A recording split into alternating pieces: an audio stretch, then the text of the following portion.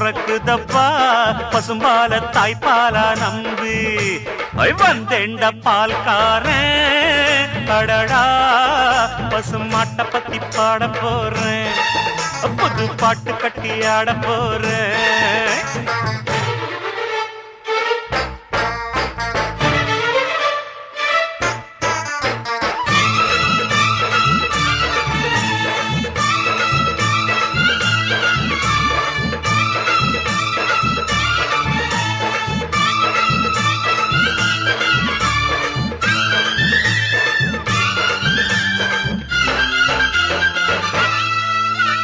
ரத்தத்தில் ஒரு பாதி பாலாக பிரிப்பது பசுவோட வேலையப்பா